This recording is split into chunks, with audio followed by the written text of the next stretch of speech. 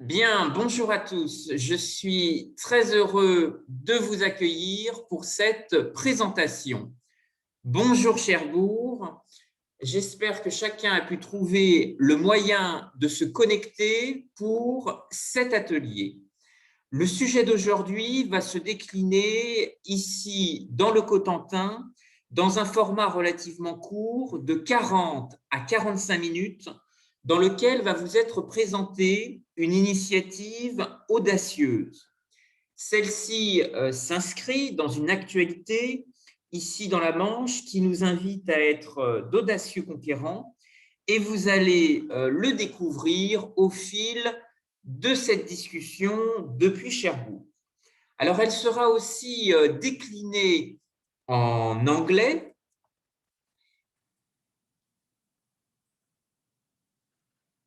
pour faciliter la compréhension auprès de participants qui seraient anglophones. Je pense en particulier aux îles anglo-normandes qui partagent avec la Manche des chemins de mémoire extrêmement intéressants et qui ont bien entendu été aussi des carrefours qui peuvent tout à fait inspirer de nouvelles relations avec nos amis irlandais. Alors, je vous remercie en tous les cas d'avoir répondu à cette invitation par votre présence. Plusieurs actualités aujourd'hui nous invitent à nous projeter vers l'Irlande, vers l'île d'Émeraude, Cherbourg, depuis la Saint-Patrick, qui a été célébrée en ce mois de mars, a eu l'occasion de se mettre au vert pour relancer ces autoroutes de la mer avec l'Irlande. Une forte demande de transport a émergé depuis janvier 2021, depuis le retrait du Royaume-Uni au sein de l'Union européenne, et trois compagnies, Irish Ferries, Stena Line et Brittany Ferries, ont augmenté justement leur capacité de fret. Ce qui montre que le territoire a une capacité d'être une véritable porte d'entrée avec nos voisins irlandais et encourager justement des passerelles avec nos cousins celtiques. Alors, quelques photos assez impressionnantes de cette gare transatlantique, c'est ce chiffre, 18 000 remorques. Vous voyez que mis au vert, c'est un décor qui est assez exceptionnel et qui montre l'immense capacité de transit que peut offrir le port de Cherbourg, avec une inflation du commerce, des échanges qui positionnent véritablement le Cotentin comme un axe extrêmement prometteur dans les relations avec nos amis irlandais. L'histoire maritime de Cherbourg est extrêmement riche. Ce sont le prisme de jumelage, d'échanges européens qui ont été aussi extrêmement actifs avec le Royaume-Uni. Mais je vous propose de regarder particulièrement ensemble comment imaginer de nouvelles relations avec nos voisins d'Irlande. Alors, pour introduire aussi ce sujet, je voudrais aussi parler d'écrivains qui ont imaginé cette relation extrêmement intéressante avec la mer, avec l'océan. L'un d'entre eux, et le plus connu, c'est Victor Hugo. Victor Hugo qui avait imaginé dans son œuvre Les Travailleurs de la mer, la figure d'un roi au crinier de l'océan qui refuse le droit d'entrer à l'or et à l'argent sans son autorisation. Et la seule monnaie ayant cours est le coquillage, dont la mer est l'inépuisable coffre-fort. Je rappelle que le coquillage a pendant longtemps servi de monnaie, en particulier dans l'océan Indien, mais aussi en Afrique. C'est un coquillage qui s'appelle le kauri, qui est d'abord parti de l'île des Maldives dans l'océan Indien et qui l'utilise comme vecteur d'échange. Ce coquillage, ce kauri, est aussi encore visible sur l'effigie de billets de banque dans l'océan Indien mais aussi sur le logo de grandes institutions, de bailleurs de fonds. Je pense en particulier au Mali, à des pays aussi d'Afrique australe, ce qui montre aussi l'intuition extrêmement intéressante de Victor Hugo, qui, rappelons-le, a passé 15 ans de sa vie en exil dans les îles anglo-normandes. Et je crois qu'il était très attaché à cette terre normande, cette Normandie insulaire, qui nous invite justement à nous projeter vers ces relations au-delà des océans. Alors, plus original, je vais vous parler du coquillage. Plusieurs entrepreneurs ont voulu tenter leur chance en Irlande et sont allés partir s'associer avec des courtiers en coquillage. L'Irlande a été effectivement, et on l'a peu évoqué, un asile de l'huître française. Et certains ostréiculteurs, des entrepreneurs, ont racheté des petites exploitations et fondé Sophie Selfish, la société franco-irlandaise. Alors, les huîtres et les coquillages sont un élément aussi fort de notre département. Quelques chiffres pour vous donner une vision et un peu une échelle. Finalement, l'huître est un coquillage effectivement convoité en Irlande comme en France, puisque 86% des huîtres exportées d'Irlande vont ensuite sur les côtes françaises. Alors, c'est un processus qui est assez long, puisque 3 à 4 années d'élevage sont nécessaires pour obtenir une huître commercialisable. Ce processus ne s'invente pas. L'Union européenne a subventionné cette activité et les naissins qui arrivent dans des écloseries vont suivre une étape de croissance, une étape d'incubation, ensuite depuis les eaux irlandaises jusqu'aux côtes normandes. En tous les cas, cette histoire de passage de témoins autour de la valorisation des ressources de la mer est extrêmement intéressante et je pense qu'elle peut inspirer Cherbourg dans son rôle de véritable carrefour de l'économie circulaire. Alors, il y a eu à ce titre beaucoup d'échanges qui ont été développés dans un registre beaucoup plus industriel. Je veux parler de l'acier transmanche et du charbon irlandais et gallois qui a été un élément déterminant d'un cabotage extrêmement actif avec les îles de la Manche. Certains d'entre vous ont entendu peut-être parler des charbonniers de Jersey. Les charbonniers de Jersey étaient ces bateaux qui transportaient du charbon. Et Cherbourg a été, avec d'autres bassins industriels, je pense en particulier au port de Saint-Nazaire,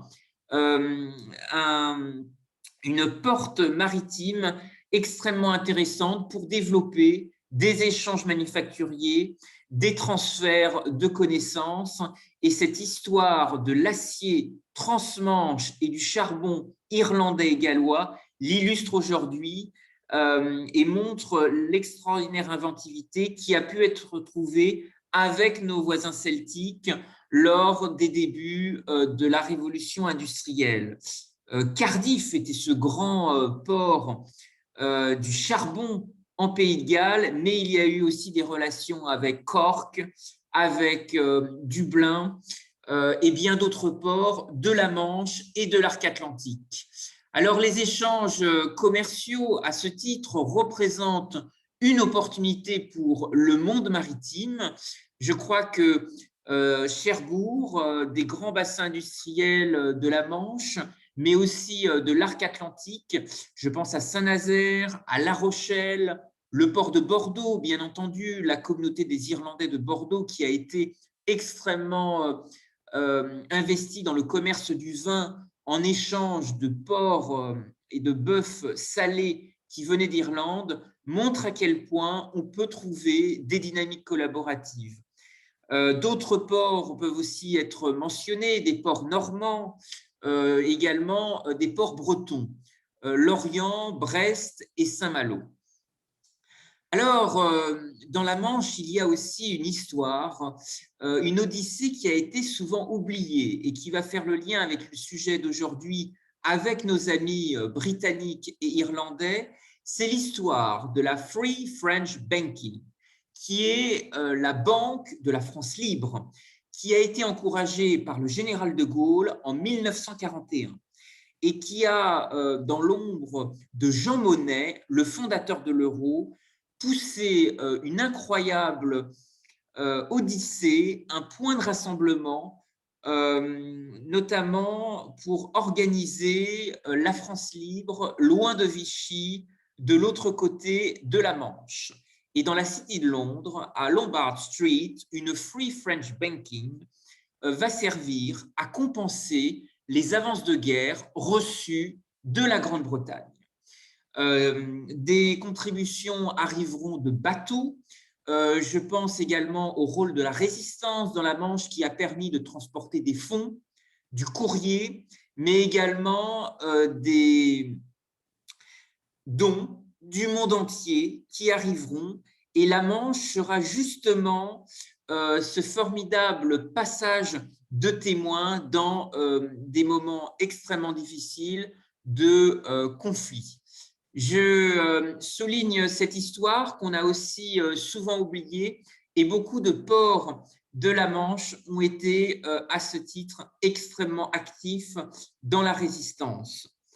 Alors, continuons à cerner des éléments historiques qui peuvent enrichir le sujet d'aujourd'hui. C'est un petit passage par Saint-Lô et son hôpital irlandais, puisque une très grande plume irlandaise, Samuel Beckett, prix Nobel de littérature, a voulu véritablement valoriser l'extraordinaire dévouement des Normands et de ce lien qui s'est créé avec la Croix-Rouge irlandaise. Il a écrit un livre remarquable qui s'intitule « Soigner au milieu des ruines » et qui montre, après l'épisode du débarquement, comment la Normandie a été aussi un formidable refuge pour soigner, guérir la mémoire des conflits avec l'aide également de partenaires irlandais. Alors aujourd'hui, réfléchissons aux autoroutes de la mer et au rôle que Cherbourg pourrait jouer avec d'autres ports. Je pense à La Rochelle, je pense à Roscoff avec la Brittany Ferry.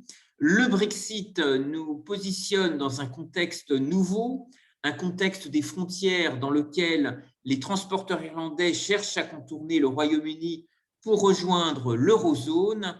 Et c'est un nouveau paramètre qui peut véritablement créer de nouveaux échanges avec l'île d'Émeraude. Alors, des échanges, je voudrais vous parler aussi d'une ville qui a été extrêmement pionnière dans le partage de risques et dans le financement de navires. C'est tout simplement Venise. Venise qui a été la première place pour l'échange de parts dans des navires. Les marchands du grand commerce mondial y échangeaient des participations dans des galères divisées en carats et mises en enchères pour permettre justement le développement de l'arsenal de Venise sur les traces de grands navigateurs, et je pense en particulier à Marco Polo, qui a ouvert une route qui inspire aujourd'hui la Chine dans ses nouvelles routes maritimes de la soie. Marco Polo a été un véritable ambassadeur de nouveaux contacts, de nouvelles routes et de nouvelles connexions maritimes, en particulier avec le commerce du Levant. Et je voudrais signaler le rôle très important joué par des comptoirs d'un très grand empire qui n'existe plus aujourd'hui, qui est l'Empire ottoman. et l'Empire ottoman a été surnommé la sublime porte, et les docks irlandais ont été un réceptacle extrêmement intéressant dans le cadre d'une histoire qui a été souvent oubliée, puisque des cargaisons humanitaires ont été envoyées en Irlande par le sultan. Elles sont arrivées au nord de Dublin et elles ont permis de contribuer à la période extrêmement difficile qu'a connue l'Irlande à travers la Grande Famine. Vous voyez sur ces cartes, vous avez le parcours de ces cargaisons humanitaires qui sont parties de l'actuel Istanbul et qui ont rejoint les côtes irlandaises. Je crois que cette histoire est assez inspirante et peut nous permettre aussi de nous enrichir de la mer qui est une source d'innovation. Cette storytelling est aussi là pour peut-être réfléchir ensemble et ouvrir le débat sur la manière dont il est possible aujourd'hui de partager des risques et de renforcer l'inclusion financière, puisque depuis plusieurs années, des institutions multilatérales, des bailleurs de fonds, et je pense en particulier au FMI, ont publié des études sur le rôle et l'impact des technologies blockchain sur l'économie mondiale. Alors, Christine Lagarde avait, au Forum économique de Davos, présenté une étude sur le sujet en soulignant que ces technologies ont le potentiel d'approfondir l'inclusion financière, ce qui est peut-être un élément important pour le monde maritime.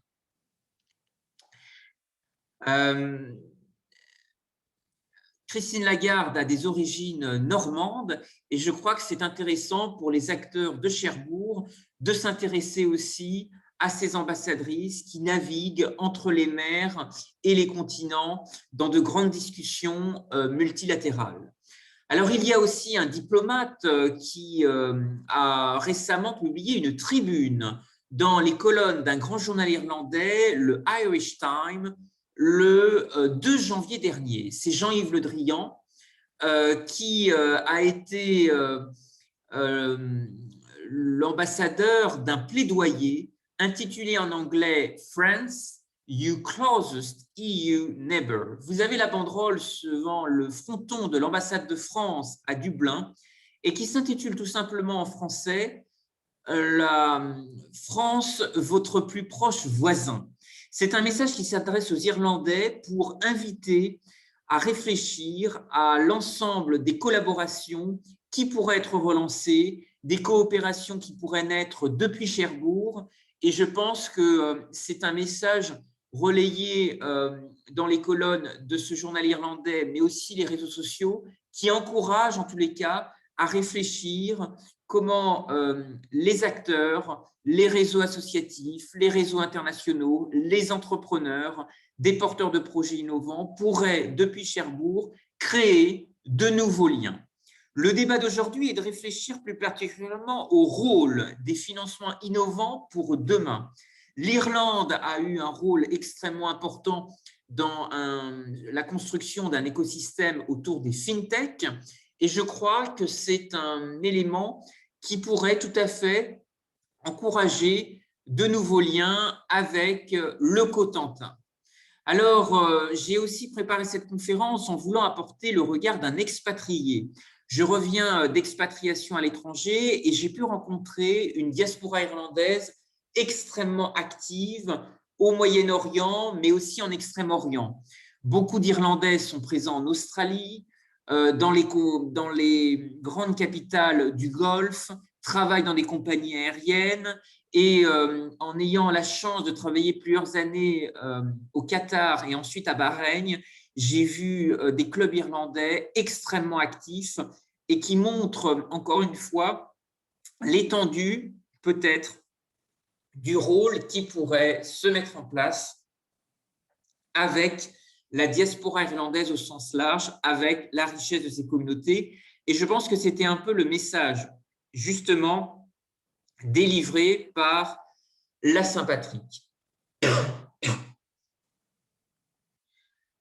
Alors, pour parler du fonctionnement irlandais des Youth Bank et pour bien comprendre la philosophie irlandaise qui existe autour de ce dispositif, il est important de bien comprendre la doctrine d'investissement qui existe autour des Youth Bank. L'idée est de considérer que l'argent est là pour investir et pour créer. C'est une forme d'énergie universelle dans les affaires qui permet de faire bouger les choses et de transformer les visions en réalité. Donc, c'est une thématique et une vision des choses qui est très anglo-saxonne et le taux de croissance en Irlande montre aussi l'extrême agilité, la prise de risque qui est extrêmement forte dans ce pays. Alors, réfléchissons, et c'est le sujet d'aujourd'hui, qu'est-ce qu'une youth bank? Est-ce que ce petit coin d'Irlande pourrait également naître en Normandie depuis Cherbourg? Je vous recommande également de visionner cette petite vidéo que vous trouverez facilement sur YouTube, qui vous permet aussi, même si cette vidéo est en anglais, de conceptualiser et de voir de façon assez opérante comment les youth banks interviennent en Irlande, mais aussi au Royaume-Uni. Alors, comment cette idée a-t-elle germé et qu'est-ce qu'une youth bank? Eh bien, l'idée est née en Irlande dans les années 90, où 5 organisations en charge de l'expression citoyenne des jeunes vont s'unir et vont collecter des fonds à l'échelle d'1 million de livres, avec un dispositif extrêmement ingénieux qui est de proposer à des jeunes âgés de 20 à 25 ans d'être véritablement les acteurs, d'être véritablement les protagonistes, puisque ce sont les jeunes qui définissent les critères d'éligibilité des projets. Ces youth banks ont d'abord fonctionné dans un registre purement philanthropique. Ce sont des entreprises qui ont été mécènes, qui ont été sponsors et qui ont aidé des jeunes à créer des projets portés par d'autres jeunes.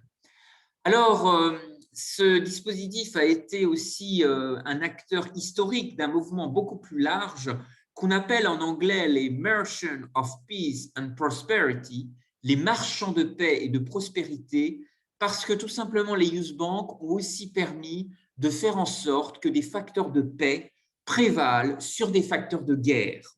Et ça, c'est un élément très important. Cette banque participative a permis de réconcilier des catholiques et des protestants en mobilisant des acteurs jeunesse. Ce qui montre aussi que finalement les youth banks ont réussi à faire travailler des communautés, des univers qui ne se regardaient pas. Et peut-être que l'histoire de Cherbourg est intéressante à ce niveau-là, puisque c'est un port où beaucoup de gens étaient de passage, des échanges transatlantiques avec la côte est des États-Unis, où la communauté irlandaise de New York est encore extrêmement active, Boston, à New York aussi, on retrouve une communauté irlandaise qui est une communauté d'investisseurs, et cela peut certainement encourager les échanges et les relations avec la Manche et le pays du trèfle.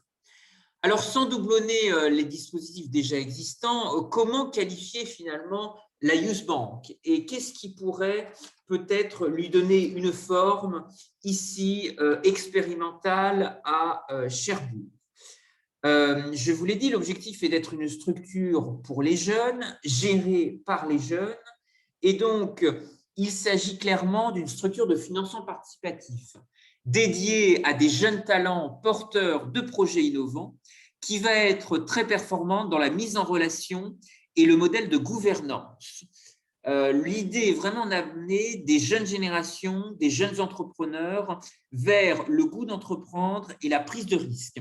Et donc, au final, semer les graines d'un écosystème fort en matière de création de valeur dans tout ce qu'il y a de plus fort au niveau philosophique, que ce soit Aristote, Démocrite ou saint Thomas d'Aquin, qui ont aussi beaucoup guidé l'Irlande des Lumières, l'Irlande qui a développé cette notion extrêmement forte de théorie subjective de la valeur, de création de valeur. Comment on crée de la valeur pour un partenaire, comment on crée de la valeur pour un territoire, comment on crée de la valeur pour un client. Et la Youth Bank est vraiment un outil extrêmement fort pour se former par l'action, parce qu'il faut arriver à mobiliser des financements. Ensuite, il faut les flécher vers des projets qui doivent être pérennes, efficients et utiles pour le territoire. Alors, je continue peut-être en vous apportant des précisions. Il ne s'agit pas pour les Youth Bank d'être des dispositifs en doublon avec ce qui existe déjà, des réseaux de business angels, des organismes de microcrédit, des structures de crowdfunding ou même des associations d'entraide caritative, Lions Club, Rotary Club, qui existent déjà sur le territoire. Mais les youth banks vont peut-être être extrêmement structurantes et répondre à des besoins à travers 5 missions principales. La première, vous l'avez bien compris, c'est la mise en relation. La mise en relation de jeunes talents porteurs de projets innovants et des investisseurs locaux. Cherbourg a une grande histoire industrielle, une histoire manufacturière, une histoire de chantier, une histoire de construction, de cristallisation de technologies avec le nucléaire. Et donc, je pense que ça résonne assez bien dans la capacité de faire travailler des industriels, des grands donneurs d'ordre, des sous-traitants et des investisseurs. Le prisme de la jeunesse, il est aussi là pour offrir dans une youth bank des conseils personnalisés, des orientations vers des mentors, des parrains, des réseaux qui pourront aider à accélérer le projet. Ça peut être des grands groupes, ici qu'on connaît bien à Cherbourg, qui peuvent apporter du mécénat de compétences. C'est aussi sur ce volet-là, finalement, la Youth Bank se veut davantage être un lieu de ressources. C'est un véritable incubateur de l'engagement. Et donc, la Youth Bank est aussi là pour flécher des financements, des dispositifs publics d'appui à l'innovation, mais aussi des dispositifs privés. L'idée est de marier l'ensemble des possibilités, des fenêtres qui s'offrent à des jeunes cherbourgeois qui sont en recherche de monter un projet, de lancer une dynamique d'innovation sur le territoire. Et la décision d'attribution du financement est déterminée dans le cadre des Youth Bank par une commission collégiale regroupant, au vu de l'intérêt citoyen du projet et de son originalité, et bien entendu également de sa viabilité qui fait partie des critères d'éligibilité des projets à soutenir. Alors, comment ce projet, finalement, comment ce dispositif de banque participative répond à des besoins? On a réalisé, en faisant des études sur le crowdfunding, que ce financement par la foule, qui fonctionne, qui mobilise des associations, des startups, beaucoup d'acteurs, finalement, 39%, donc c'est un chiffre intéressant parce qu'on est presque à 40%, se disaient intéressés pour aider un projet et y participer en termes de conseils. Ce qui veut dire que les gens participent à ces plateformes pas seulement pour donner de l'argent ou y faire un don, mais ont vraiment envie d'aller beaucoup plus loin dans l'alchimie humaine, et ce qui révèle sans doute beaucoup de choses à imaginer en termes d'économie circulaire, de partage de prise de risque. Je vous parlais de l'exemple de Venise qui est extrêmement inspirant, ce carrefour de la Méditerranée. Eh bien, Cherbourg pourrait tout à fait être ce carrefour de la Manche et de l'Atlantique avec nos amis irlandais, où l'esprit d'entreprise est aussi extrêmement développé, un écosystème très fort. La diaspora irlandaise a été aussi sollicitée pour accueillir les sièges sociaux de grandes entreprises à Dublin. C'est Google, c'est beaucoup de grandes firmes nord-américaines qui sont présentes et qui jouent un rôle extrêmement actif pour peut-être aussi inspirer ce que deviendront les ports du futur. Les ports du futur, vous l'avez vu avec la gouvernance sans doute relayée dans les médias du port de Marseille, c'est Alain Richard, l'ancien PDG du groupe Orange, qui a été approché par les pouvoirs publics pour prendre la présidence du port. Et peut-être que ça révèle justement aujourd'hui tout l'intérêt de rapprocher des activités tournées vers le maritime, mais aussi vers le digital. Je vous parlais de Venise, mais en Méditerranée, il y a des îles qui sont très en avant sur ce sujet. Je pense en particulier à Malte, qui a joué un rôle extrêmement important parce que, voyant le Brexit arriver, a aussi beaucoup attiré de ressortissants britanniques qui se sont installés dans cette île anglophone et qui ont voulu justement profiter d'être dans la zone euro et de rester dans l'Union européenne. Alors, rapprochons-nous de notre territoire, rapprochons-nous du Cotentin. 50 à 60% des jeunes cherbourgeois ont l'intention de créer une entreprise. C'est un chiffre qui est énorme et qui montre tout le potentiel. Néanmoins, il existe des freins. Parmi ces freins, il y en a 3 majeurs. Tout d'abord, il y a l'essoufflement des jeunes, le manque de dynamisme que perçoivent les jeunes par rapport au circuit bancaire classique. Il faut aussi observer le manque de transition expérientielle entre l'adolescence, la fin d'études et l'âge adulte. Il existe enfin d'autres freins qui s'illustrent bien souvent par un manque de moyens financiers, comme principal handicap à la concrétisation d'un projet de création. Alors, de nouveaux défis, il y en a, j'en ai parlé, c'est l'importance que prend aujourd'hui le digital, la révolution numérique dans des plateformes portuaires. C'est aussi le rôle très important de l'économie circulaire. Et sans doute que c'est dans ce domaine que peuvent s'agréger des startups, des grands groupes, des réseaux associatifs, des réseaux d'entrepreneurs qui pourraient sans doute modifier le rapport qu'on a aujourd'hui à la création de richesse, à la création de valeur. Ceux qui osent. C'est toujours intéressant aussi quand on entreprend d'être dans une approche de networking. Et c'est là où l'ouverture d'un partenariat irlandais peut apporter peut-être du vent dans les voiles à Cherbourg, c'est d'avoir cette approche un peu comparée, de benchmarking, de regarder comment finalement d'autres pôles, d'autres capitales européennes s'organisent. Et c'est certainement ce pont entre Cherbourg et Dublin qui pourrait probablement déclencher beaucoup d'échanges. Alors, quel est le fonctionnement global des Youth Banks et comment les Youth Banks sont déclinés localement en Irlande, mais aussi au Royaume-Uni?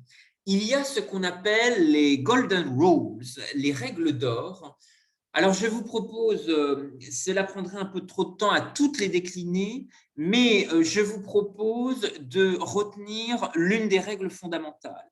C'est que les Youth Banks doivent être créés et gérés par des jeunes, même si des coachs, des mentors, des tuteurs, des entrepreneurs pourront soutenir, aiguiller, aider les jeunes sans les influencer.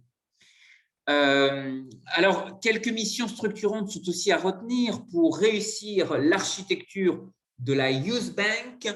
Il faut des piliers solides. Parmi eux, on retrouve toujours un peu la même chose, c'est de pousser des jeunes à s'associer et donc mener un travail permanent de sensibilisation, d'événements thématiques et de mise en place de réseaux d'appui. Alors, ce qui peut expliquer aussi dans la mise en œuvre du modèle irlandais et du modèle britannique des Youth Banks, l'émergence de structures assez fortes de confédérations. Il existe des confédérations des Youth Banks en Écosse, en Irlande, mais aussi en Angleterre. Et il y a eu aussi des tentatives dans les îles anglo-normandes à Jersey, avec un projet qui avait été soutenu par Citigroup. Et ces pôles vont justement apporter un rôle de support logistique, mais aussi de relations institutionnelles. Et donc, je pense véritablement que ce modèle pourrait tout à fait se transposer en France. Et peut-être que Cherbourg pourrait justement en être le laboratoire. Et c'est le sens d'un petit ouvrage que j'ai développé avec des préconisations pour expérimenter une Youth Bank pilote. Et donc, la parution que j'ai coécrite avec des entrepreneurs et des cadres dirigeants propose justement des pistes de mise en place. J'ai invité il y a quelques années le fondateur irlandais des Youth Bank à Paris. Et ça a été extrêmement utile de voir sa vision et c'est ce qui m'a aidé à guider ce petit ouvrage. Alors, ce livre blanc est à la disposition de l'ensemble des participants. Je souhaite le partager activement à tous ceux qui s'intéressent à ce concept de banque participative. Vous êtes les bienvenus et je vous transmettrai la version numérique de cet ouvrage si vous souhaitez en prendre connaissance, si vous souhaitez aussi partager l'idée sur les réseaux sociaux, parce qu'il y a en tous les cas un débat à faire vivre dans l'Hexagone et je pense que des grandes places maritimes comme Cherbourg pourraient justement être la caisse de résonance de ce dispositif. Je mettrai à disposition ce petit ouvrage si vous voulez le lire et enrichir vos propres sphères de créativité et vos propres sphères de réflexion. L'idée aussi, et je crois que le débat reste ouvert, c'est que la vocation de cette visioconférence est aussi d'animer un laboratoire d'idées, puisque de nouveaux leviers peuvent aussi s'imaginer en permanence et parmi des éléments alternatifs, je pense que l'identité maritime de la Manche, ce qui depuis les temps antiques a été un carrefour de monnaie où s'échangeaient des pièces de bronze, mais aussi des pièces d'étain qui étaient échangées jusque sur les côtes irlandaises, pourrait nous inviter à réfléchir à de nouvelles monnaies alternatives, à de nouveaux vecteurs d'échange, à des monnaies locales qui pourraient, pourquoi pas, être reliées à des coalitions créatives de Youth Bank. C'est un débat extrêmement large. Et peut-être que certains d'entre vous, à ce titre, ont entendu parler du Media for Equity, qui consiste à offrir, et qui est très répandu en Irlande, à offrir des espaces publicitaires à des associations et des startups. Ça existe aussi en France. Il y a eu des grands groupes, je pense en particulier à JC Deco, à Aéroport de Paris, qui ont été précurseurs dans ce domaine. Ici, à l'écran, vous avez un arrêt de bus, alors décoré d'un écrin extrêmement végétal, mais qui offre peut-être un clin d'œil sur la façon dont Cherbourg pourrait aussi revisiter son espace public. Il y a eu un rôle précurseur joué par la ville pour développer il y a quelques années l'impression 3D, essayer de faire germer aussi un écosystème de jeunes entreprises technologiques avec la technopole, avec la réappropriation au sens large de l'espace public. Je pense que beaucoup d'acteurs, pas seulement technologiques et technopolitains, mais des acteurs aussi associatifs, des réseaux pourraient aussi être partie prenante de cette idée en travaillant bien entendu avec les collectivités, la mairie, l'intercommunalité pour voir ensemble quelles pourraient être les pistes collaboratives. Je vous signale également des outils numériques pour poursuivre le débat. Youth Bank France, il existe un compte Instagram. Si vous voulez suivre l'actualité des ateliers, des rencontres qui sont organisées actuellement en visioconférence, mais également quand la situation s'améliorera sur le terrain. Il existe aussi un compte Twitter et enfin une page Facebook sous le même nom, Youth Bank France, qui permet vraiment de mettre en valeur l'actualité de ce modèle de banque participative et les opportunités de sa déclinaison ici sur le sol normand. Je voudrais vous remercier à tous pour votre attention. Je ne veux pas aller plus loin et ouvrir les questions aux participants intéressés, vous dire que vous êtes bien entendu les bienvenus pour faire part de vos réflexions. Et je vous invite, et c'est l'objectif de cette séance aujourd'hui, à en débattre, à débattre de l'opportunité qui pourrait justement rapprocher Cherbourg et l'Irlande. Merci à tous et merci encore pour votre attention.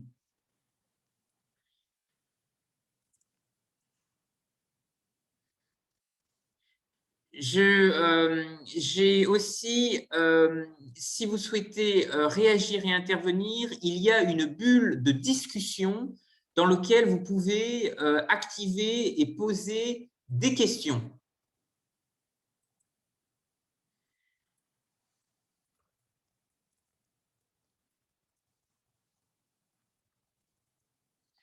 N'hésitez pas à écrire ou si votre micro ne fonctionne pas ou si vous souhaitez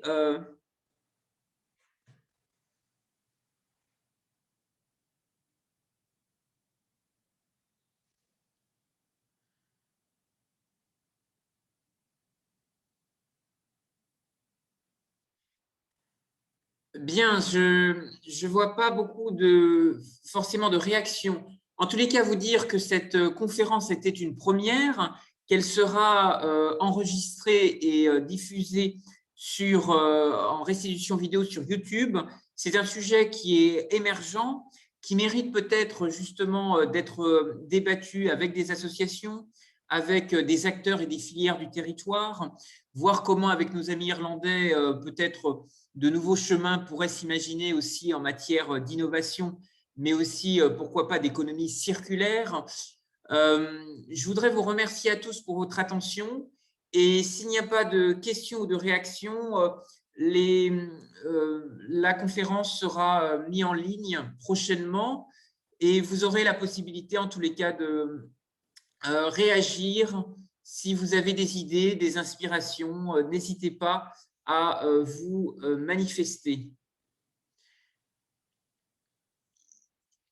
Est-ce que certains ont peut-être été en Irlande ou est-ce que dans le cadre de vos différents voyages ou de vos différents déplacements, vous avez vu des expériences similaires ou des organisations dans le domaine de la philanthropie ou du financement participatif qui ont créé des dispositifs ad hoc?